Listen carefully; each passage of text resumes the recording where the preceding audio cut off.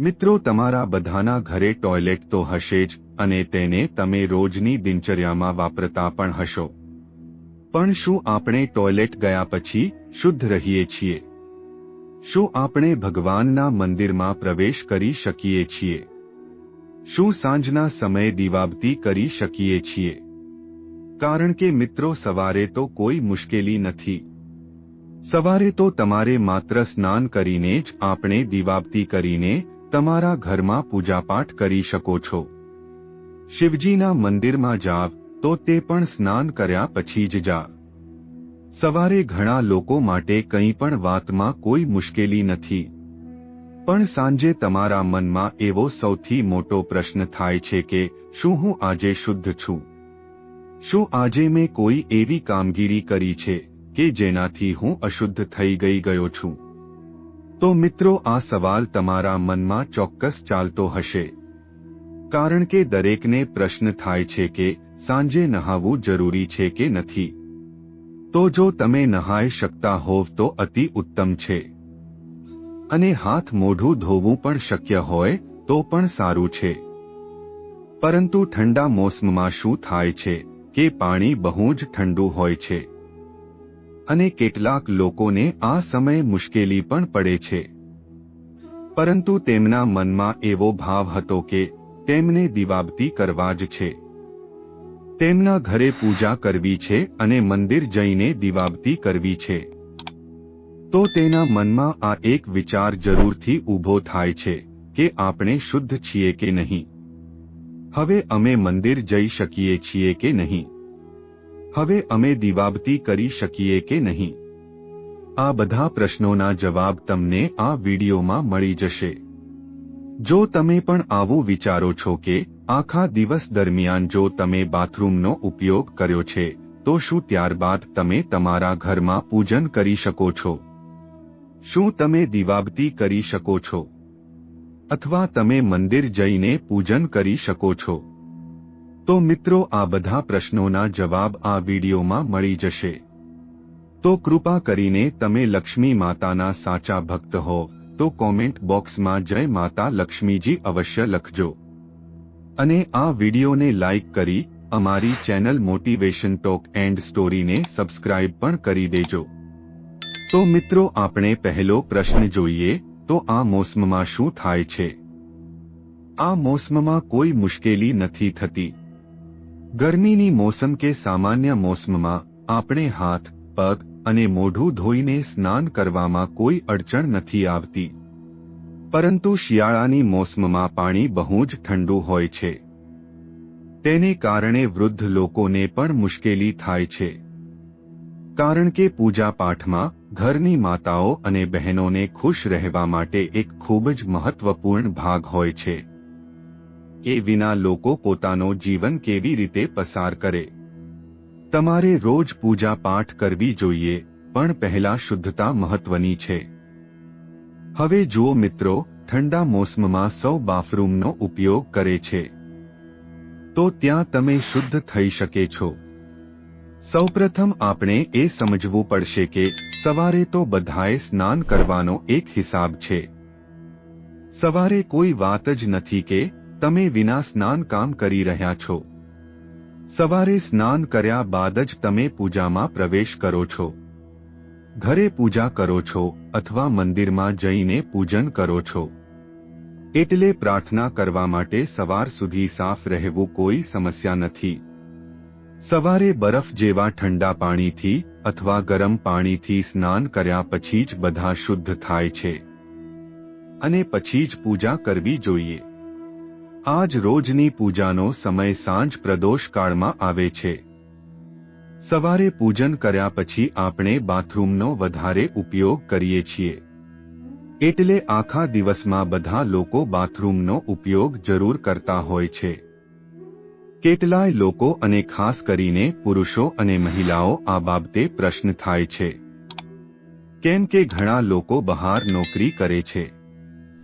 તો જ્યારે તેઓ બહાર કામ કરે છે તો શું તે જગ્યાએ અશુદ્ધ થઈ જાય છે? શું તેમને પાછા આવીને નહાવું જ જોઈએ કે નહીં? આ વાતને ખાસ જાણી લેજો. જુઓ, સૌપ્રથમ તમે એ સમજજો કે જો તમે આખા દિવસે ક્યારેક બાથરૂમનો ઉપયોગ કરો છો, જેમ કે જ્યારે તમે ઘરે છો ત્યારે ઘરના નિયમો વિશે વાત કરીએ છીએ. નિયમ શું કહે છે? શુદ્ધતા માટે છે. જો તમે ઘરમાં છો અને તમારા માતા બહેન હોય ત્યારે એ બાથરૂમનો ઉપયોગ કરો, વહેલા સાંજના પૂજન પછી નહીં, તો તમે શુદ્ધ છો. હવે તમારો આખો દિવસ છે અને ત્યારે તમે બાથરૂમનો ઉપયોગ કરી શકો છો. સાંજ આવે છે ત્યારે વિચાર થવા લાગે છે કે શું આપણે હજી પણ શુદ્ધ છીએ? ફરીવાર નહાવું જોઈએ કે નહીં? બાથરૂમનો ઉપયોગ કર્યા પહેલા આ બાબતોને ધ્યાનમાં રાખો. જુઓ કઈ રીતે નિયમો છે. દિવસમાં જેમ જ ઘણી વખત તમે બાથરૂમનો ઉપયોગ કરો છો, ત્યારે જ્યારે તમે બાથરૂમમાંથી બહાર આવો છો તો તમારું પહેલું કામ છે હાથ ધોવાનું. ત્યારબાદ પગ ધોવાનું અને પછી 3 વાર મોઢામાં પાણી નાખીને કુલ્લા કરવાના છે. મોઢામાં ઓછામાં ઓછી 3 વાર પાણી નાખીને કુલ્લા કરવા જરૂરી છે. બાથરૂમનો ઉપયોગ કર્યા પછી પૂજા કરી શકાય છે કે નહીં? મિત્રો, આ કામ કરવું તો પડે જ. જો તમે બાથરૂમમાં જાઓ છો તો તમે શું કરો છો? સાફ કરી રહ્યા છો. હવે એવું નથી કે તમે કપડાં પહેરતા હોવ છો, તે કપડાં ધોવાની કોઈ સમસ્યા નથી. તમે શું કરી શકો છો કે થોડું ગંગાજળ લો, તમારા ઘરમાં કોઈ સારી જગ્યાએ મૂકો અને જ્યારે બાથરૂમમાં જવા જાવ ત્યારે પહેલા નિયમ તે જ રહેશે. આ વાત એવી છે કે તમારે હાથ અને મોઢું ધોવા પરથી શરૂઆત કરવી જોઈએ. એટલે કે પહેલા હાથ ધોવાની જરૂર છે, પછી પગ ધોવા જોઈએ. એમ જ હાથ અને પગ ધોવાની જરૂર છે. ત્યાર પછી 3 વખત ગાગણી કરવી જોઈએ. આ બધું કર્યા પછી જો મન કરે તો થોડું પાણી વગેરે પોતાના ઉપર પર છાંટી શકો છો. આ બધું કરીને તમે એ રીતે શુદ્ધ બની જાઓ છો.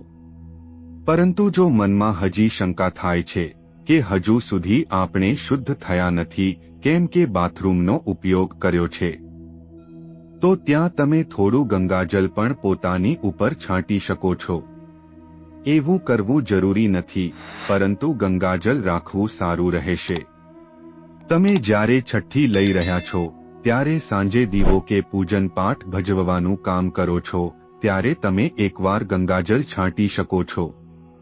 બાકીની વાત, જો તમે બાથરૂમ જઈ રહ્યા છો તો વાસ્તવમાં બાથરૂમમાં જાવ કે હાથ ધોવાનું હોય, પગ ધોવાનું હોય કે 3 વાર કોગળા કરવાનું હોય તો તેને પણ શુદ્ધ માની શકાય છે. તમને આ વાત સમજાતી હશે. અને હા, એક વાત યાદ રાખજો કે જો તમે કોઈ સમસ્યા હોય અને તમે સ્નાન કરી શકતા ન હો તો તમે માત્ર આ જ કરી શકો છો. નિયમ કહે છે કે બાથરૂમ આવીને હાથ પગ જરૂરથી ધોઈ લો. પણ જો ત્યાં કોઈ વડીલ છે કે કોઈને કશું દુઃખ સમસ્યા છે અને એ ઠંડામાં આખો દિવસ ગ્લવ્સ, સ્વેટર અને મોજા પહેરીને રહેતા હોય તો તમે બાથરૂમ કરવા જાઓ અને બાથરૂમનો ઉપયોગ કર્યા પછી જો શક્ય હોય તો હાથ ધોવાનું જરૂર કરો. નહીં તો ક્યારેક સંપૂર્ણ નહીં પણ કુલ્લા તો કરવા જ જોઈએ. પરંતુ સાંજના પૂજનનો સમય આવે ત્યારે પૂજા પહેલા તમારા ગ્લોવ્સ ઉતારીને એક બાજુ રાખજો, મોજા પણ ઉતારીને એક બાજુ રાખજો અને પછી સારી રીતે હાથ અને મોં ધોવાનું શરૂ કરો. આ હાથ અને મોં ધોવા માટે આ ઋતુમાં અમે તમને કહી રહ્યા નથી કે ઠંડા પાણી વડે ધોવું જોઈએ, પરંતુ ઠંડા પાણી વડે ન થાય તો થોડા ગરમ પાણી સાથે કરો. તમે જે પાણી વડે કરી શકો તે પાણી વડે કરો, પણ હાથ, પગ અને મોઢું ધોવું જરૂરી છે. ગરમ પાણી કરીને હાથ અને મોં ધોવો. આ વાત તે લોકો માટે છે જેમને કંઈ દિક્કત છે, ખાસ કરીને વડીલ લોકો માટે, કારણ કે શિયાળામાં તેમને વધુ સમસ્યા થાય છે. જો તમને કોઈ દિક્કત છે કે આખા દિવસમાં હાથ ધોવા કે કુલ્લા કરવામાં, તો તમે એટલું જ કરી શકો છો કે આખા દિવસ મોજા પહેર્યા હોય તો સારી વાત છે. અને જો મોજા ન પહેર્યા હોય તો તરત બાથરૂમમાં જાવ અને હાથ ધોવો. પગ ધોઈને 3 વખત કુલ્લા કરશો ત્યારે તમે શુદ્ધ થયા ગણાશો. અને જો તમારે વધારે પરેશાની થાય છે તો બાથરૂમનો ઉપયોગ કર્યા પછી 3 વખત કુલ્લા કરી લો. કારણ કે મુખ પર તો કંઈ નહીં આવે તો કુલ્લા તો કરી જ શકો છો. તો 3 વખત કોગળા કર્યા પછી તમે બહાર આવો. બસ આ ધ્યાનમાં રાખવું જોઈએ કે જ્યારે સાંજના સમયે તમે પૂજા કરવા જાવ અથવા મંદિર જવાથી પહેલા અથવા સાંજના સમયે ઘરમાં દીવાબત્તી કરતા પહેલા ગરમ પાણી કે ઠંડા પાણીમાં તમારા હાથ સારી રીતે ધોવા, તમારા પગને સારી રીતે ધોવા અને 3 વાર મોઢું ધોવું બરાબર છે. આ વાત બહુ જ જરૂરી છે. આનું ખાસ ધ્યાન રાખજો, પછી તમને એ રીતે શુદ્ધ માનવામાં આવી શકે છે. અને સાંજના સમયે જ્યારે તમે પૂજા કરવા જશો ત્યારે પહેલા જો તમે ઈચ્છતા હોય તો શુદ્ધતા માટે તમારા ઉપર થોડોક ગંગાજળનો છંટકાવ કરી શકો છો. જો તમારામાં આ સવાલ થતો હોય કે આપણે શુદ્ધ છીએ કે નહીં, તો જો તમે બાથરૂમ વાપરીને પછી હાથ ધોવા, પગ ધોવા અને 3 વાર મોઢું ધોવાના હોવ, જો તમે ચેક કરી રહ્યા છો તો તમે શુદ્ધ છો. કંઈ પણ ખરાબ ખબર નથી. અને જેમને મુશ્કેલી છે, જેમણે ઠંડી ઋતુમાં આખો દિવસ હાથ પગમાં મોજા કે ગ્લોવ્સ પહેર્યા છે, તેને માટે એટલું જ કહેવું છે કે તમે સાંજ થાય તે પહેલા કે પૂજા કરતા પહેલા થોડું આનંદ માણો. ગ્લોવ્સ ઉતારીને 1 વખત હાથ પગને સારી રીતે ધોવો અને ત્યારબાદ પછી તમે પૂજામાં બેસી શકો. જ્યારે તમે તમારા ઘરમાં દીવાબત્તી કરશો કે મંદિરમાં પૂજા કરશો, જો તમને ક્યાંક જવું હોય તો એ સમયે તમે તે મોજા નહીં પહેરવા જે તમે બાથરૂમમાં ગયા હતા. ત્યાં જવામાં જે મોજા છે તેને નહીં પહેરવા, કેમ કે તે શુદ્ધ બની જશે. બાથરૂમમાં જતા સમયે તમે તે ધોયા નથી. પૂજા કરતી વખતે હાથમાં મોજા ન પહેરવા અને આ હાથના ગ્લોવ્સ પણ નહીં પહેરશો, કેમ કે તે પણ ત્યારે અશુદ્ધ થશે. જ્યારે તમે તેને ઉતારશો ત્યારે તે અલગ થશે અને પછી તમારે તમારા હાથ અને પગ ધોવા પડશે. પછી તમે સીધા તમારા ઘરના પૂજા અને પાઠ માટેની જગ્યા પર જાઓ. જે પણ પૂજા કરવી હોય એ કરો. પ્રેમની સાથે દીવો કરો. જો તમારે મંદિર જવું હોય તો મંદિરમાં જવાથી પરાવૃત્તિ કરો. પણ તમે મોજા કે ગ્લોવ્સ પહેરી શકતા નથી. હા, જો તમારી પાસે ધોયેલ ગ્લોવ્સ કે મોજા હોય તો તમે તે પહેરી શકો છો. આને ધોવાની જરૂર નથી. જે લોકો ઓફિસ કે ડ્યુટી પર જાય છે તેમની માટે પણ આ જ છે. તે લોકો તો ઓફિસમાં ગયા છે, ડ્યુટી માટે ગયા છે, તો ત્યાં તો આ બધું ન કરી શકે. જ્યારે તમે હાથ અને મોં ધોતા હોવ તો સારું છે. પણ સાંજમાં જ્યારે તમે ઘરે આવો છો અને પૂજા પાઠ કરો છો ત્યારે મંદિર જવાનું હોય છે, તો એ જ નિયમનું પાલન કરો. સાંજના સમયમાં ઘેર આવીને પહેલા તમારા મોજા અને બાકી બધું ઉતારીને ગરમ કે ઠંડા પાણીથી હાથ અને મોં સારી રીતે ધોઈ લો. હાથ અને પગને ખુલ્લા કરો. પછી પૂજા પાઠ કરવા જાઓ. તમે મંદિર પણ જઈ શકો છો અને દીવો પણ કરી શકો છો. આ વાત મહિલાઓ માટે પણ છે અને પુરુષો માટે પણ, જે બહાર જઈને કામ કરે છે. હવે બાથરૂમની વાત તો થઈ ગઈ. જો તમે આખા દિવસમાં જ્યાં પણ ઘર પર સ્વચ્છતાનો ઉપયોગ કર્યો છે ત્યારે એના પછીના નિયમો શું કહે છે તેના વિશે જાણીએ. તો બાથરૂમ પછી અમે જે નિયમો જણાવ્યા છે તે સર્વે આટલા સરળતાથી કરી શકો છો. પરંતુ જો તમે આખા દિવસમાં સ્વચ્છતાનો ઉપયોગ કર્યો છે અને તમે સ્વચ્છ બની ગયા છો તો જે પણ વસ્ત્ર પહેરેલા છે એ વસ્ત્ર ફરીથી ન પહેરવા જોઈએ. જો પહેરી લીધા તો તમે ફરીથી શુદ્ધ થઈ જશો. આથી આપણે જે વસ્ત્ર પહેર્યા છે તેમને ધોઈને પછી આગળ પહેરવા પડશે, અથવા દિવસે ધોઈને પછી પહેરવાના છે. પછી તમે નવા વસ્ત્ર પહેરશો, પછી જ તમે લોકો શુદ્ધ થઈ જશો. આ બાબતનું ધ્યાન રાખવું જોઈએ. તો શું તમે વિચાર કરી રહ્યા છો? પણ વિચારતા એક વાતનું ધ્યાન રાખજો કે જો તમે વિચારો ધોયેલ કપડાં પહેરીને પૂજા પાઠની જગ્યા પર ન જવું. ધ્યાન રાખજો કે એવા કપડાં પહેરો જે સરળતાથી ધોઈ શકાય. એટલે બાકીના કપડાં ઉતારીને પછી નાઈને પહેરી શકો છો, કેમ કે આ કપડાં હજુ પણ શુદ્ધ છે. જો તમને ગમે તો નાઈને પછી ધોયેલ કપડાં પહેરી લેવા વધુ સારું માનવામાં આવે છે. પૂજન અને પાઠના સ્થળે એ કપડાં પહેરીને જવાનું નહીં. તમારે ધોઈને પછી પહેરવા પડશે. તમે ઈચ્છો તો નાઈને કોઈ સારા કપડાં પહેરો, અને જો તમારે એ કપડાં પહેરવા ન હોય તો તમે જે ખાસ રાખેલા કપડાં છે એ પૂજા પાઠમાં જતા પહેરવા માટે જઈ શકો છો. તો આ છે નિયમ જેમને આખા દિવસમાં ક્યારેક વિચાર કરવાનો અવસર મળ્યો હોય છે. તેમના માટે સીધું એક જ છે કે તમને સાંજના સમયે ધ્યાન રાખવું પડશે. તમે તમારા પરિવારના બીજા સભ્યને કહો કે પૂજન કરવા જાઓ અને મંદિરમાં પ્રવેશો અને દીવાબત્તી કરી લો. કારણ કે ગણતરી મુજબ આ ઋતુમાં ઘણા લોકોએ ભારે મુશ્કેલીનો સામનો કરવો પડે છે. કેમ કે બધા લોકો પોતાના સમય પર સાંજ કરી શકતા નથી.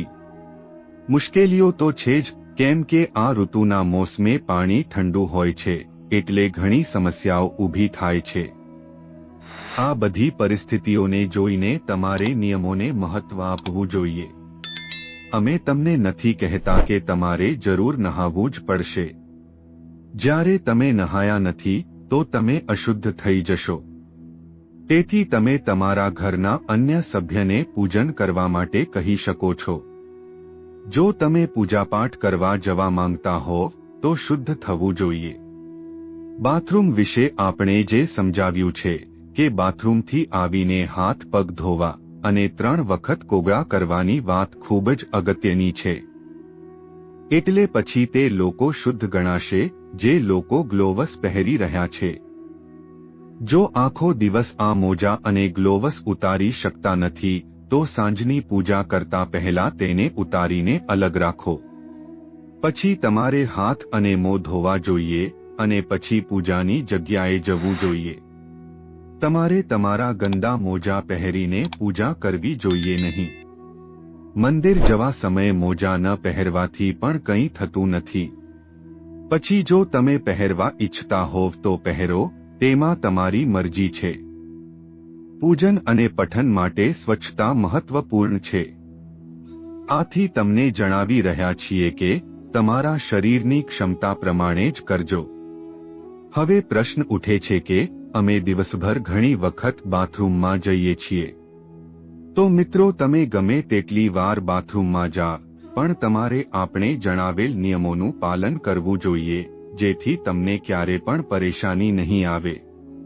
પ્રિય ભક્તો, તમને આ વિડિયો કેવો લાગ્યો અમને કમેન્ટમાં જરૂર જણાવજો. જો તમે માતા લક્ષ્મીના સાચા ભક્ત હો, માતા લક્ષ્મીનો પ્રેમ, આશીર્વાદ મેળવવા માંગો છો અને ઈચ્છો છો કે માતા લક્ષ્મીનો વાસ તમારા ઘરમાં થાય અને માતાને પ્રસન્ન કરવી હોય તો તુરંત વિડિયોને લાઈક કરો અને તમારી પોતાની ચેનલ મોટિવેશન ટોક એન્ડ સ્ટોરીને સબસ્ક્રાઇબ કરો. અને કમેન્ટ બોક્સમાં જય લક્ષ્મી માતા જરૂર લખો. મિત્રો, આ તમામ માહિતી જનરુચિને ધ્યાનમાં રાખીને આપવામાં આવી છે. જ્યોતિષ અને ધર્મના ઉપાયો અને સલાહોને તમારી આસ્થા અને વિશ્વાસ પર અજમાવો. વિડિયોનો હેતુ માત્ર તમને ઉત્તમ સલાહ આપવાનો છે. આ સંદર્ભમાં અમે કોઈ પણ પ્રકારનો દાવો કરતા નથી. મિત્રો, વિડિયો પસંદ આવ્યો હોય તો લાઈક અને સબસ્ક્રાઇબ જરૂર કરજો. ધન્યવાદ.